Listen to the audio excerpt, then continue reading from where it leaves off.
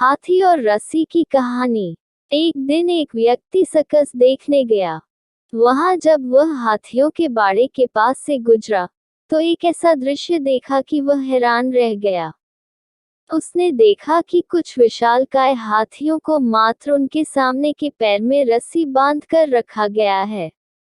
उसने सोच रखा था कि हाथियों को अवश्य बड़े पिंजरों में बंद कर रखा जाता होगा या फिर जंजीरों से बांधकर। लेकिन वहां का दृश्य तो बिल्कुल उलट था।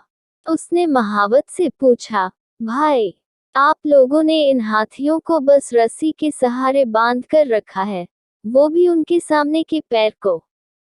ये तो इस रस्सी को तो बड़े ही आराम से तोड़ सकते हैं। मैं हैरान हूं कि ये इसे तोड़ क्यों नहीं रहे। महावत ने उसे बताया, ये हाथी जब छोटे थे तब से ही हम उसे इतनी ही मोटी रस्सी से बांधते आ रहे हैं। उस समय इन्होंने रस्सी तोड़ने की बहुत कोशिश की, लेकिन ये छोटे थे, इसलिए रस्सी को तोड़ पाना इनके सामर्थ्य के बाहर था। वे रस्सी तोड़ नहीं पाए और ये मान लिया कि रस्सी इतनी मजबूत है कि वे उसे नहीं तोड़ सकते। आज भी इनकी वही सोच बरकरार है। इन्हें आज भी लगता है कि ये रस्सी नहीं तोड़ पाएंगे, इसलिए ये प्रयास भी नहीं करते। यह सुनकर वह व्यक्ति अवाक रह गया। इस कहानी से हम यह शिक्षा मिलती है, दोस्तों, उन हाथियों की तरह हम भी अपने जीवन में नकारात्मक सोच रूपी रस्सी से बंध जाते हैं।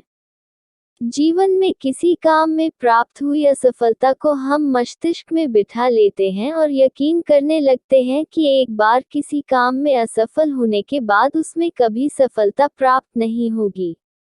इस नकारात्मक सोच के कारण हम कभी प्रयास ही नहीं करते।